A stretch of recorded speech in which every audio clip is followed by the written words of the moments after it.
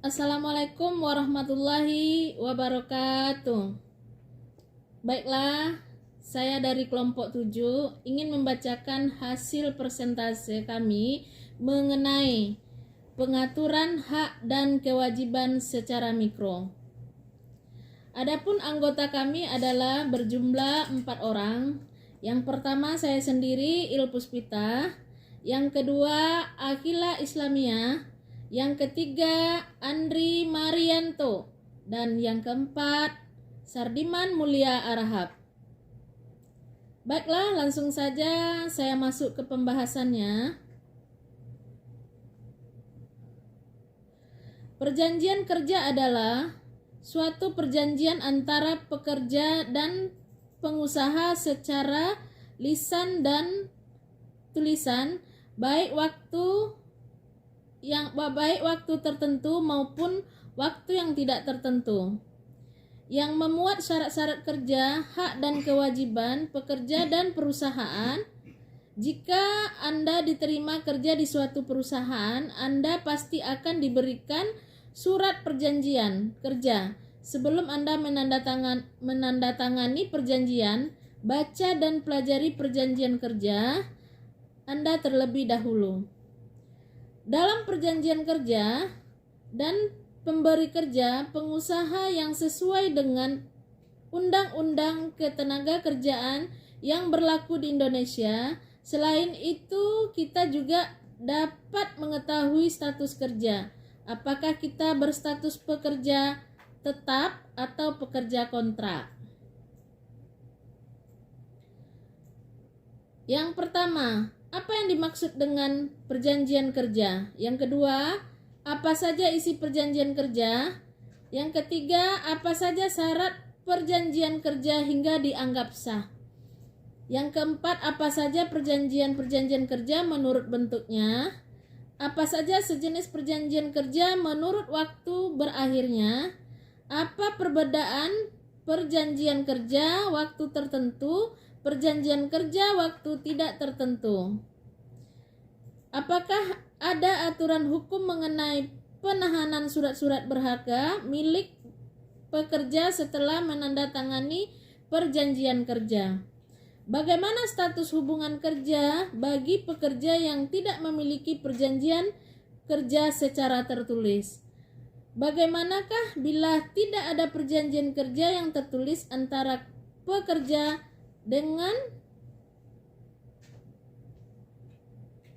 perusahaan yang dikarenakan perusahaan masih baru beroperasi?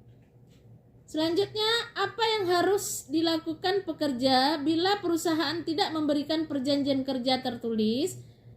Apabila terjadi perselisihan atau pekerja tidak mendapatkan hak yang diperjanjikan dalam perjanjian kerja, bagaimana cara pekerja memperjuangkan haknya? Bagaimana hukumnya jika perjanjian kerja dibuat dalam bahasa Inggris atau para pihak yang menandatangani adalah orang asing? Apa yang menjadi acuan untuk tenaga kerja asing untuk bekerja di kantor jika ingin hak-haknya bisa diakomodir menurut hukum Indonesia? Yang pertama, apa yang dimaksud dengan perjanjian kerja? Perjanjian kerja menurut Undang-Undang Nomor 13 Tahun 2003 tentang Tenaga Kerjaan, Undang-Undang 13/2003 adalah perjanjian antara pekerja atau buruh dengan pengusaha atau pemberi kerja yang memuat syarat-syarat kerja, hak dan kewajiban para pihak. Yang kedua, apa saja isi perjanjian kerja? Menurut pasal 54 Undang-Undang 13/2003, perjanjian kerja yang dibuat secara tertulis sekurang-kurangnya harus memuat: yang pertama, nama alamat perusahaan dan jenis usaha; nama, jenis kelamin, umur dan alamat pekerja atau buruh; yang ketiga, jabatan atau jenis pekerja; yang keempat, tempat pekerjaan; yang kelima, besarnya upah dan cara pembayarannya; yang kelima, syarat-syarat kerja yang memuat hak dan kewajiban pengusaha dan pekerja buruh. Selanjutnya, mulai dan jangka panjang waktu berlakunya perjanjian kerja, tempat dan tanggal perjanjian kerja dibuat dan tanda tangan para pihak dalam perjanjian kerja.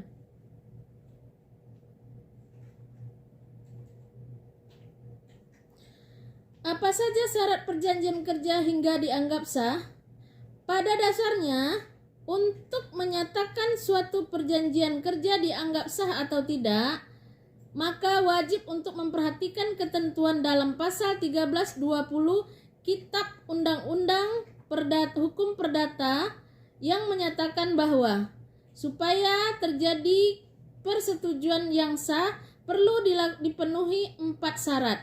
Yang pertama, kesepakatan para pihak yang mengikat dirinya. Yang kedua, kecakapan untuk membuat suatu perikatan, suatu pokok persoalan tertentu, suatu sebab yang tidak terlarang. Yang kelima, berjalan sejalan dengan itu pasal 52 ayat 1 Undang-Undang 13 tahun 2003 tentang ketenaga kerjaan juga menegaskan bahwa perjanjian kerja dibuat atas dasar kesepakatan kedua belah pihak, kemampuan dan kecakapan melakukan perbuatan hukum. Yang ketiga, adanya pekerjaan yang diperjanjikan.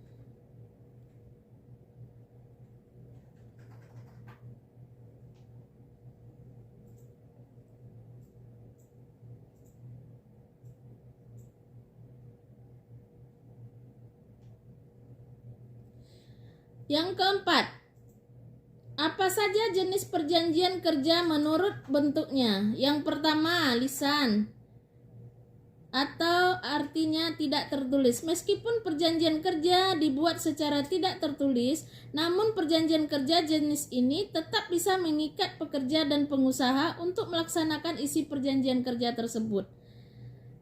Tentu saja perjanjian kerja sejenis ini mempunyai kelemahan fatal, yaitu apabila ada beberapa isi perjanjian kerja yang disepakati namun tidak dilaksanakan oleh pengusaha, tidak dapat dibuktikan adanya pelanggaran terhadap kesepakatan karena tidak pernah dituangkan secara tertulis. Hal ini ditentukan sangat merugikan pekerja. Perjanjian yang dituangkan dalam bentuk tulisan dapat dipakai sebagai bukti tertulis apabila muncul perselisihan hubungan industrial dan memerlukan adanya bukti-bukti, dan dapat dijadikan pegangan terutama bagi pekerja apabila ada beberapa kesepakatan yang tidak dilaksanakan oleh pengusaha yang merugikan pekerja. Dalam hal perjanjian kerja dibuat tertulis, maka dibuat dalam 2 rangkap yang mempunyai kekuatan hukum yang sama masing-masing untuk pegangan pekerja dan pengusaha. Pasal 54 ayat 3 Undang-Undang 13 2003. Baiklah, baiklah, untuk selanjutnya akan dibacakan sahabat saya Akila Islamia. Kepada Akila Islamia kami persilahkan. Baiklah, saya akan melanjutkan materi selanjutnya, yaitu mengenai apa saja jenis perjanjian kerja menurut waktu berakhirnya. 1. Perjanjian kerja waktu tertentu atau PKWT adalah perjanjian kerja antara pekerja atau buruh dengan pengusaha untuk mengadakan hubungan kerja dalam waktu tertentu atau untuk pekerjaan tertentu. Yang kedua yaitu perjanjian kerja waktu tidak tertentu atau PKWTT. Adalah perjanjian kerja antara pekerja atau buruh dengan pengusaha untuk mengadakan hubungan kerja yang bersifat tetap. Hubungan kerja yang bersifat tetap ini tidak ada batasan waktu, bisa sampai usia pensiun atau bila bekerja meninggal dunia. Pekerjaan sering disebut sebagai pekerjaan tetap. Yang keenam yaitu apa perbedaan dari perjanjian kerja waktu tertentu PKWT dan perjanjian kerja waktu tidak tertentu PKWTT dan outsourcing. Perbedaan antara perjanjian kerja waktu tertentu PKWTT adalah 1. Pihak dan pengusaha pemberi kerja. 2. Penghubungan dan masa kerja. Hubungan kerja pekerja PKWT didasarkan dalam jangka waktu atau selesainya suatu pekerjaan tertentu. 3. Bentuk perjanjian kerja. PKWT dapat dibuat secara tertulis atau lisan. keempat yaitu jenis pekerjaan. Tidak dapat diadakan untuk pekerjaan yang bersifat tetap. PKWT hanya dapat dibuat untuk pekerjaan tertentu yang menurut jenis dan sifat atau kegiatan pekerjaannya akan selesai dalam waktu tertentu. 5. Masa percobaan kerja. Tidak ada masa percobaan kerja. Yang keenam yaitu kompensasi PHK. Pekerja PKWT yang telah mempunyai masa kerja paling sedikit 1 bulan secara terus-menerus berhak atas uang kompensasi saat berakhirnya hubungan kerja. Yang sedangkan PKWTT adalah 1. Pekerjaan dan pengusaha pemberi kerja. 2. Hubungan dan masa kerja. 3. Bentuk perjanjian kerja. Perjanjian kerja dapat dibuat secara tertulis atau lisan. Meski demikian, untuk PKWTT yang dibuat secara lisan terdapat ketentuan wajib bagi pengusaha, yakni untuk membuat surat pengangkutan bagi pekerja atau buruh yang bersangkutan sesuai dengan pasal 63 ayat 1 Undang-Undang Nomor 13 Tahun 2003. Nomor 4 itu jenis pekerjaan. Dapat diadakan untuk segala jenis pekerjaan. Nomor 5 yaitu masa percobaan kerja. Diperkenankan ada masa percobaan kerja selama 3 bulan dan persyaratan percobaan kerja untuk perjanjian kerja atau diberitahu kepada pekerja yang bersangkutan dan dicantumkan dalam surat pengangkatan. Apabila perjanjian kerja dibuat secara lisan. Nomor 6 adalah kompensasi PHK. Pekerja dengan status PKWTT berhak untuk mendapatkan uang pesangon dan uang penghargaan masa kerja atau UMK dan uang penggantian hak UPH yang berdasarkan berbeda-beda tergantung pada masa kerja dan alasan terjadinya pemutusan hubungan kerja. Sedangkan outsourcing adalah 1. Pihak pekerja dan perusahaan outsourcing atau alidaya, sementara untuk pelaksanaan pekerjaannya perusahaan alidaya membuat perjanjian kerja dengan perusahaan pemberi kerja. 2. Hubungan dan masa kerja. Hubungan kerja antara pekerja dan perusahaan alidaya dapat berupa PKWT atau PKWTT. Yang ketiga yaitu bentuk perjanjian kerja. Perjanjian kerja baik PKWT maupun PKWTT harus dibuat secara tertulis. Yang keempat itu jenis pekerjaan. Dapat diadakan untuk segala jenis pekerjaan dengan ketentuan untuk PKWT dan tidak dapat diadakan untuk pekerjaan yang bersifat tetap. Yang kelima masa percobaan kerja. Diperkenankan ada masa percobaan kerja untuk PKWTT. Yang keenam yaitu kompensasi PHK. Bagi pekerja dengan status PKWT berhak atas uang kompensasi, dan bagi PKWTT berhak atas uang pasangon atau uang penghargaan masa kerja atau UMK, dan uang penggantian hak atau UPH sesuai dengan perundang-perundangan. Yang ketujuh yaitu apakah ada aturan hukum mengenai penahanan surat-surat berharga milik pekerja setelah penandatanganan perjanjian kerja.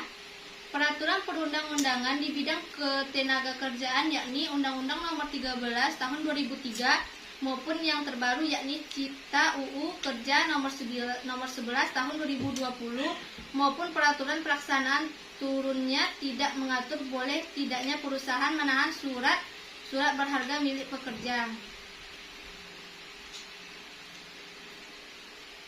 Seperti misalnya ijazah. Mengenai hal ini dikembalikan kepada prinsip perikatan atau perjanjian pasal 1338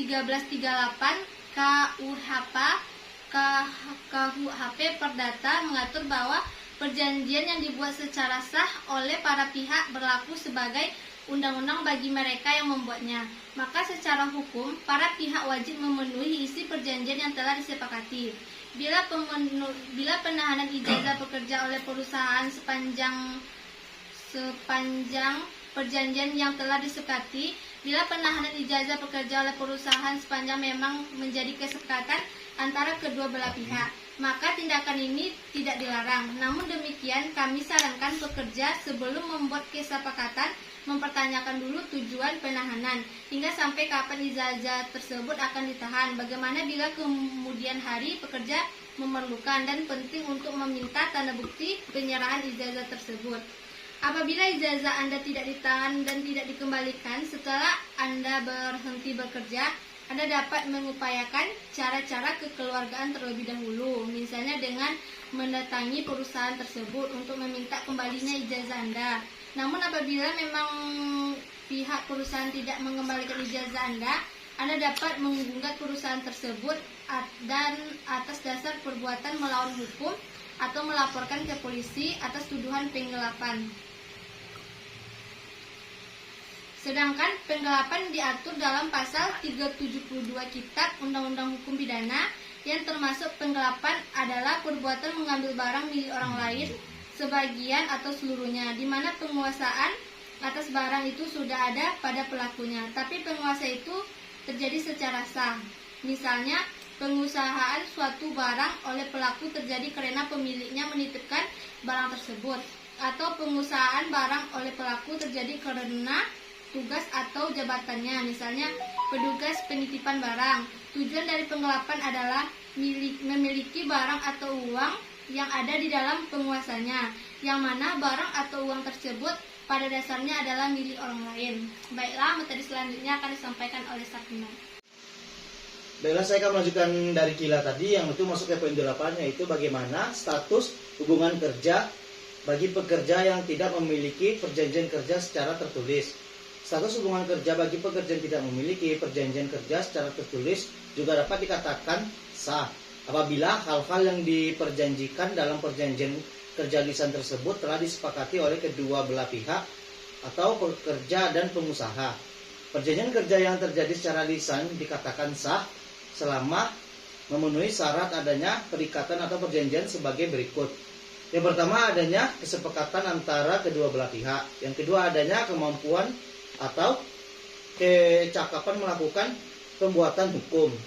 Yang ketiga, adanya pekerjaan yang diperjanjikan, dan yang terakhir keempat, pekerjaan yang di perjanjian tersebut tidak bertentangan dengan ketertiban umum, kesusilaan, dan peraturan perundang-undangan yang diberlaku.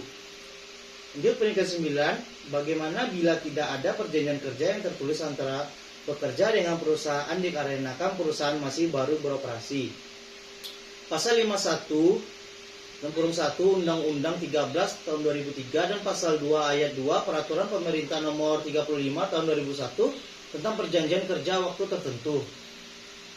Alih daya, waktu kerja dan waktu istirahat dan pemutusan hubungan kerja dalam kurung PP 35 atau 2021 menyebut perjanjian kerja dibuat secara tertulis atau lisan, baik untuk perjanjian kerja waktu tertentu ataupun waktu tidak tertentu.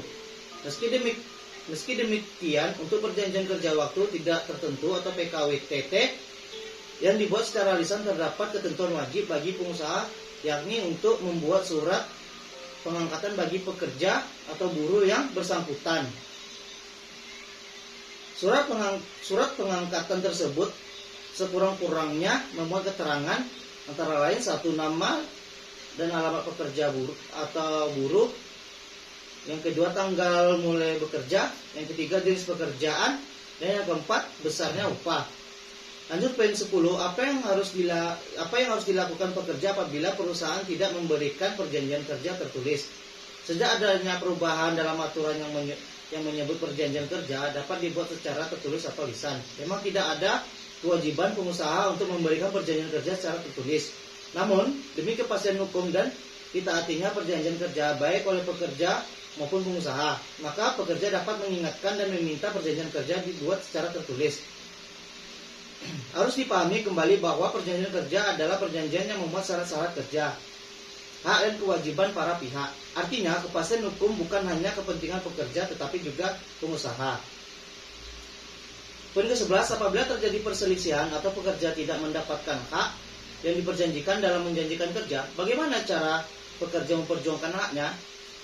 Apabila hak diperjuangkan tersebut adalah hak normatif atau hak yang timbul dari undang-undang, misalnya pembayaran upah lebih rendah dari minimum setempat, THR, hak cuti haid, melahirkan, dan sebagainya. pekerja dapat melakukan pengaduan ke bidang pengawasan ketenagakerjaan yang ada di kantor ketenagakerjaan di tingkat provinsi atau kabupaten kota setempat. Atau bila ingin diperselisihkan, maka harus menempuh mekanisme penyelesaian hubungan industrial atau PPHI, sebagaimana diatur dalam Undang-Undang Nomor 2 Tahun 2004. PPHI mengenai salah satu jenis perselisihan, yakni perselisihan mengenai hak atau perselisihan yang timbul karena tidak dipenuhinya hak akibat adanya perbedaan pelaksanaan atau penafsiran terhadap ketentuan peraturan undang-undangan. Sesuai ketentuan yang berlaku dalam PPHI, penyelesaian pertama kali dilakukan dengan perundingan biparti yang diwakilkan dari manajemen perusahaan dan juga perwakilan pekerja untuk membahas permasalahan yang ada. Tahap perundingan bipartit yang dilakukan oleh kedua belah pihak, yaitu pengusaha atau pemberi kerja dengan pekerja atau buruh atau serikat pekerja atau buruh secara musyawarah untuk mencapai mufakat dan harus diselesaikan paling lama 30 hari sejak tanggal dimulainya perundingan. Bila tidak mencapai mufakat, proses dapat diselesaikan dengan tahap mediasi di dinas ketenagakerjaan setempat, dan kemudian bila tidak juga mencapai kesepakatan harus menempuh proses hukum di pengadilan hubungan industrial. Sekian dari saya, dan selanjutnya akan diteruskan oleh Andri. Baiklah, di sini saya akan melanjutkan materi dari Step 5, yaitu 12. Bagaimana hukumnya jika perjanjian kerja waktu tertentu dibuat dalam bahasa Inggris dan para pihak yang bertanda tangan adalah orang asing. Pasal 57 Undang-Undang Nomor 13 Tahun 2003 pasca perubahan dengan Undang-Undang Cipta Kerja menyebutkan perjanjian kerja dibuat secara tertulis harus menggunakan bahasa Indonesia dan huruf Latin. Dalam hal perjanjian kerja dibuat dalam bahasa asing harus dicantumkan pula terjemahannya dalam bahasa Indonesia. Apabila kemudian terdapat perbedaan penafsiran antara keduanya, yang berlaku adalah perjanjian kerja yang dibuat dalam bahasa Indonesia. Lebih lanjut mengenai siapa yang dapat bertanda tangan mewakili perusahaan dalam perjanjian kerja, Pasal 11 ayat 1 Peraturan Pemerintah Nomor 34 Tahun 2021 tentang tenaga kerja asing menyebut tenaga kerja asing dilarang dikerjakan pada jabatan yang mengurusi personalia. Terus menyebutkan jabatan direktur utama merupakan salah satu jabatan diperbolehkan untuk diisi oleh TKA, tetapi jabatan direktur personalia merupakan salah satu jabatan yang dilarang untuk diisi oleh TKA. Itu artinya yang dapat bertanda tangan mewakili perusahaan dalam perjanjian kerja harusnya WNI selaku direktur personalia. Hal ini untuk diperhatikan karena dalam ketentuan syarat sah sebuah perjanjian pasal 1320 Kitab Undang-Undang Hukum Perdata. Salah satunya ialah kecakapan para pihak untuk membuat perikatan atau perjanjian. Maka pihak yang membuat perjanjian dalam hal ini perusahaan haruslah orang yang oleh hukum memang berwenang membuat perjanjian kerja tersebut. 13. Apa yang menjadi acuan untuk tenaga kerja asing bekerja di representatif office jika ingin hak-haknya bisa diakomodir menurut hukum Indonesia? Penggunaan tenaga kerja asing pada representatif office juga wajib tunduk pada peraturan ketenagakerjaan Indonesia. Oleh karena itu, apabila ketentuan ketenagakerjaan mengatur mengenai suatu hak bagi pekerja yang wajib dipatuhi oleh pemberi kerja, maka hak-hak tersebut wajib diberikan juga bagi tenaga kerja asing tersebut.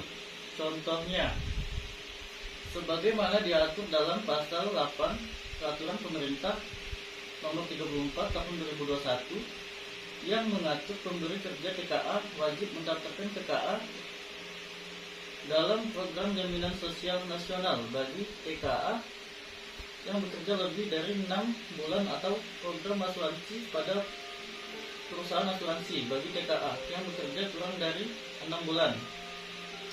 Program asuransi tersebut paling sedikit harus menjamin perlindungan untuk jenis risiko kecelakaan kerja.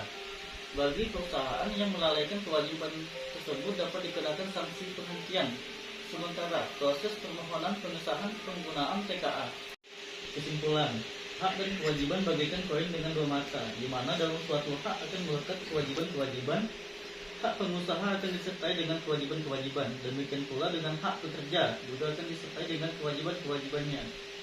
Untuk mengatur agar terjadi keseimbangan hak dan kewajiban dalam dunia usaha, maka perlu dibuat suatu aturan mengenai peraturan hak dan kewajiban pekerja dan pengusaha secara yuridis diatur dalam KUH Perdata. Secara khusus, KUH Perdata pasal 1602 mengatur kewajiban pengusaha dan pasal 1063 mengatur kewajiban pekerja. Hak pekerja menjadi kewajiban pengusaha, begitu juga sebaliknya hak pengusaha menjadi kewajiban pekerja. Peraturan yang bersifat mikro berlaku khusus bagi individu tertentu atau pada perusahaan tertentu. Demikianlah presentasi dari kami. Sekian dan terima kasih.